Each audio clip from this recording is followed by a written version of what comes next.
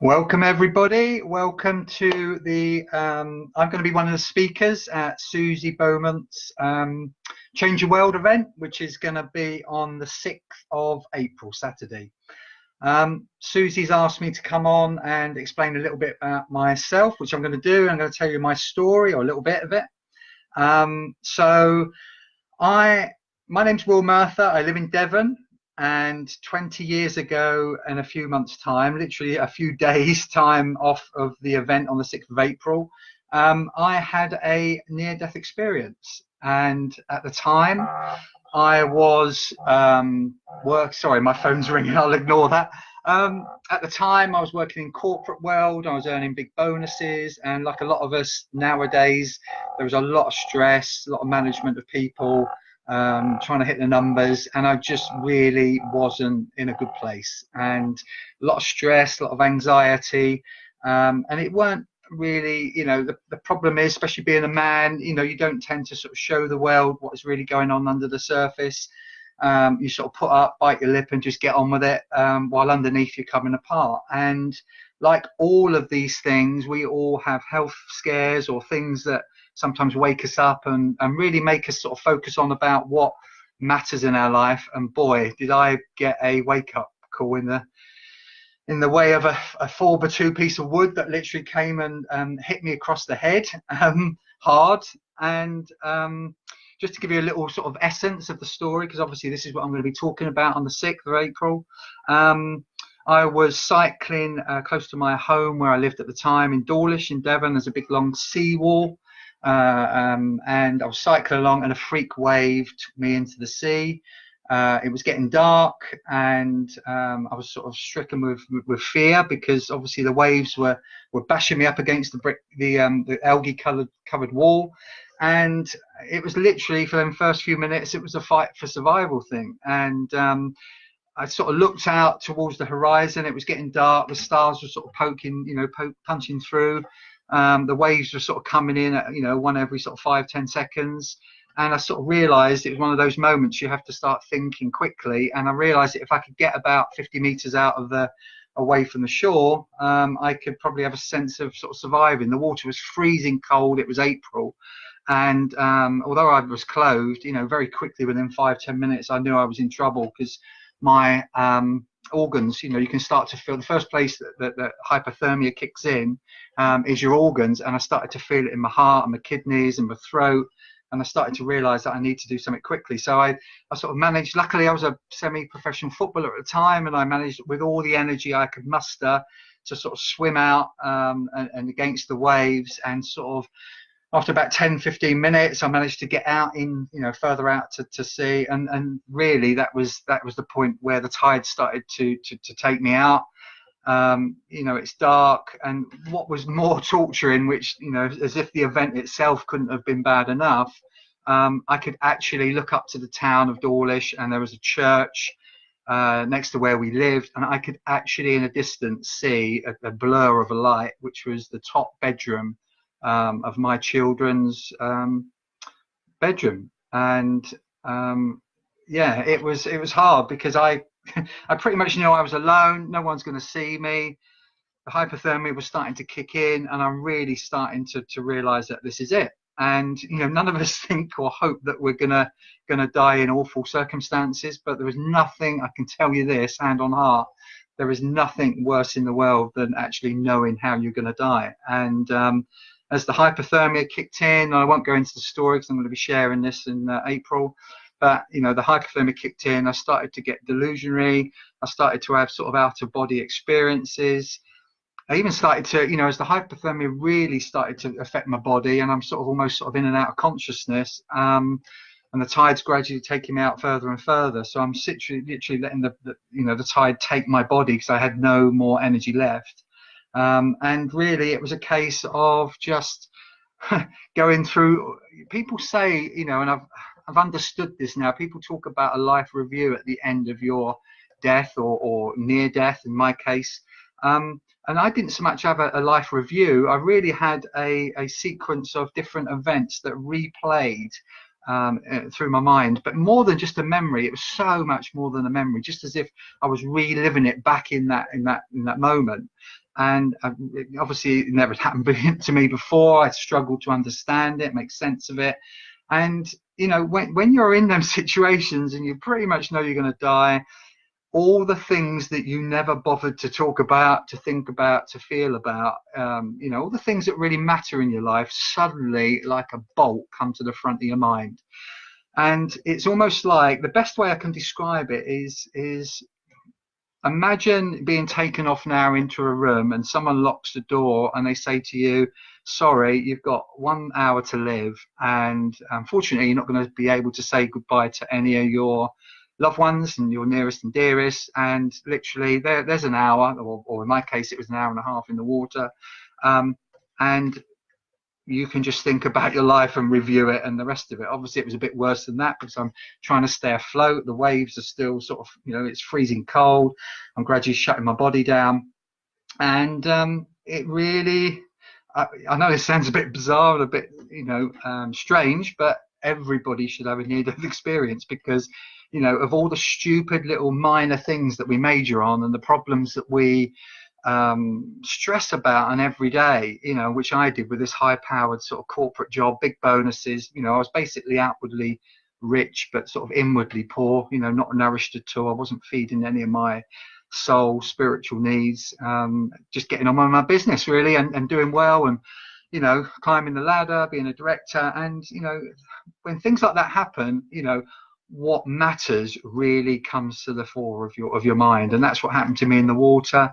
And what I'm looking forward to sharing with you in April is the miracle that saved me, which was a 1 in a billion miracle, which I couldn't really understand at the time. I don't even really understand it today, but I've had to come to terms with it nearly 2 decades later.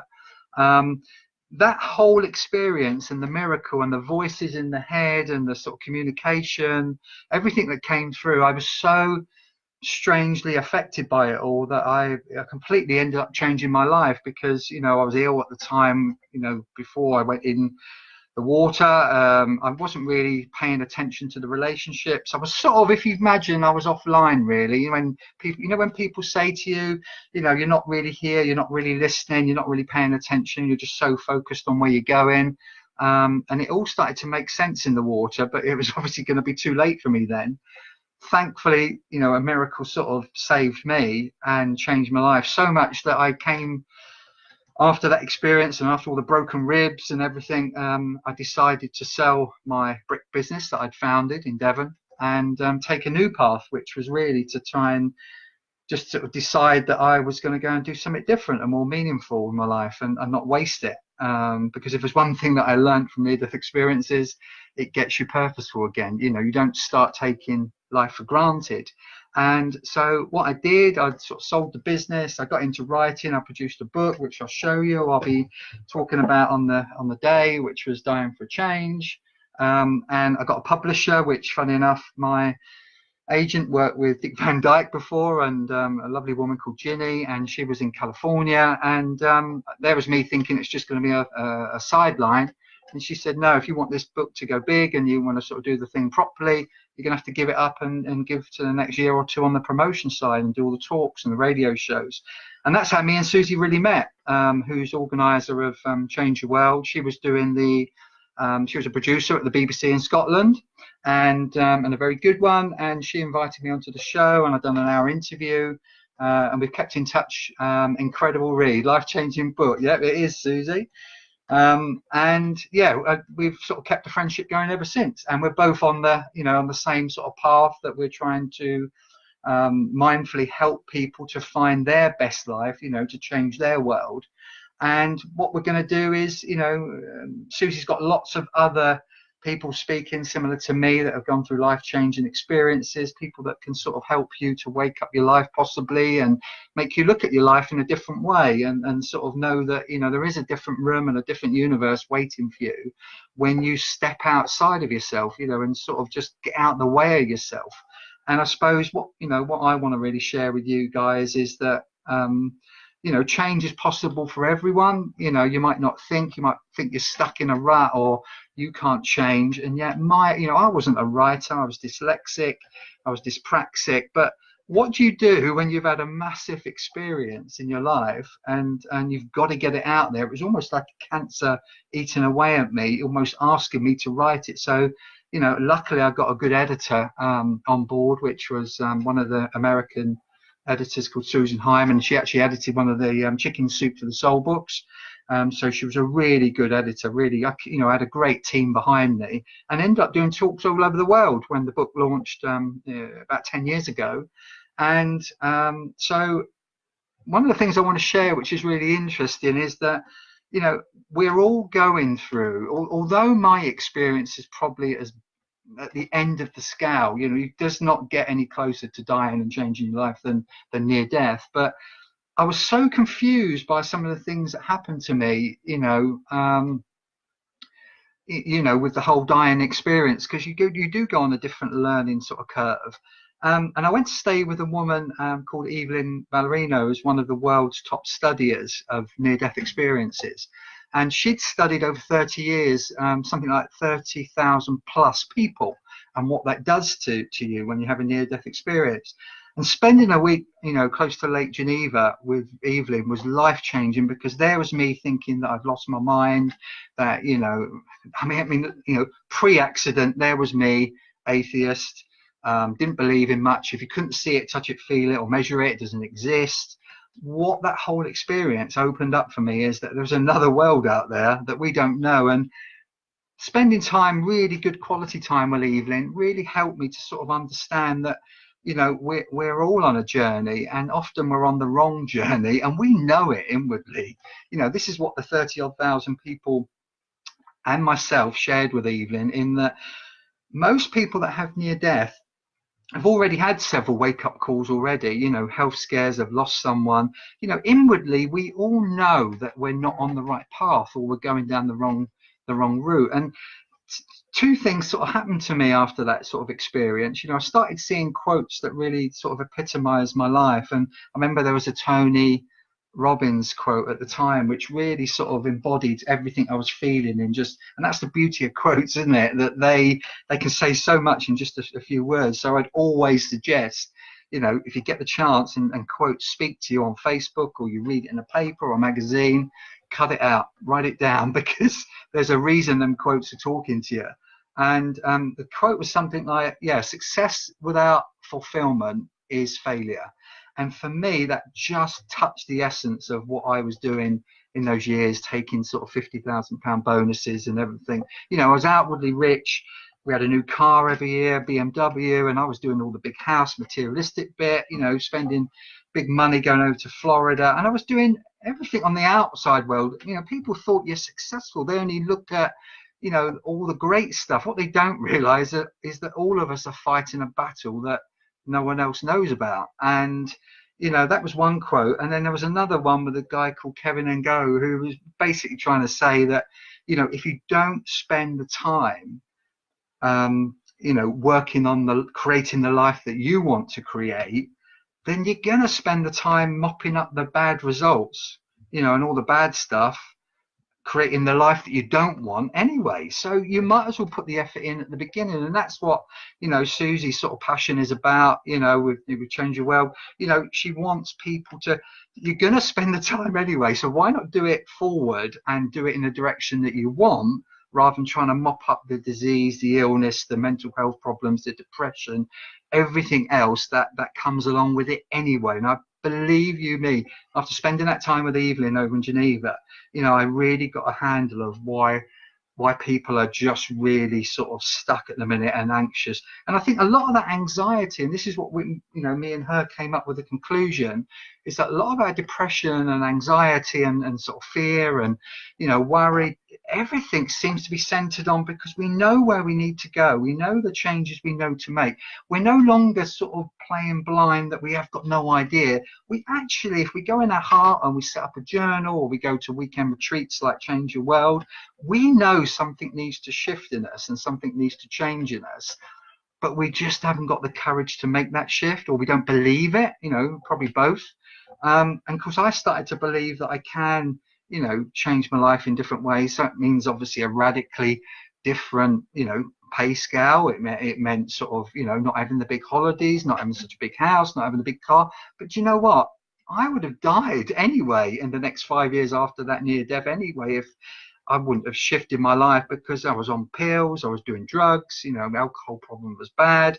You know, if anything gives you an indicator of you being offline with your life, it's addictions. Doesn't matter if it's behavior addictions or substance addictions, whether it's smoking, drinking, whatever. You know, it's all linked to emotions. I now know that with the last 20 years of work that I've done, you know, as a leadership coach and a peak performance mindset coach, you know, and that's now become my whole world. And it is a completely different, more enticing, more enthralling, more engaging life than the previous life, which was just not doing it for me. And I think we all feel that in the heart. And if we have the courage to do something about it and move it into action and implement it, I think, you know, all of us can sort of make them shift. So please come and, you know, come along if you get a chance up in the Highlands. It'll be the first chance I've ever got to go up there. I'm really looking forward to meeting Susie again, and obviously the new speakers. I think early bird tickets are available till the 17th of March. And actually, for the next 6 people that take early bird tickets, I'm going to be offering a free 1-hour coaching, you know, high performance mindset coaching session to the next 6 people that that sign up on the early bird. So, you know, I coach at the minute. You know, I have to sign a lot of non-disclosure agreements in my work. I work with people that you would know in celebrity world. I work with professional footballers, but my main work is in corporate with CEOs, chairmen, and directors and business owners. So that's my main business. But to be honest, it doesn't matter if you are on £10,000 a year or £250,000 a year. We all have the same problems. And as I posted the other day, you know, the 20 top issues that people seem to be going through at the minute, you guarantee it'd be like a bingo card, and you, like me and Susie and everyone else, are all working through our stuff. And just because someone has reached the top of their company doesn't mean they're not still suffering, you know, the same sort of thing. So, you know, please share your details if you can, and you know, we can hopefully get a bit of a party going on the 6th of April. If you can go to the website, it's www.changeyourworld.me. Very much looking forward to it. I can talk about, as well as the event, which is the Visionaries book, which is that one there. So it's published under William Murtha, same as the Dying for Change book. And there's a new book coming out, which unfortunately I was hoping would be ready for this event, which I'm looking forward to. It's a self-coaching book, because this is where we're really going now as far as coaching goes, because there's 50% of the population that haven't quite gone to a therapist or a counselor or a coach yet, just because they might be introverted, or just because they just haven't yet broached that confidence level. So, you know, talking around the world, it took me 4 years to put the Visionaries book together. And what that showed me is that, you know, meeting the great inspirers and behavior scientists and, you know, innovator psychologists, it really helped me sort of understand human nature. And one of the things was that there's a lot of people that want change out there, but they've just not quite got the courage to break through that comfort zone. So that's going to be the next book, which is, if I can just get it, it's Create Your Own Life Story. Sorry that's not going to be ready for when I've been too busy in work and my book schedule is behind, but that's life. And yeah, I very much look forward to seeing you guys, and yeah, look forward to having a good time, and with like minds, and we can all share. So take care, all the best, and have a good weekend.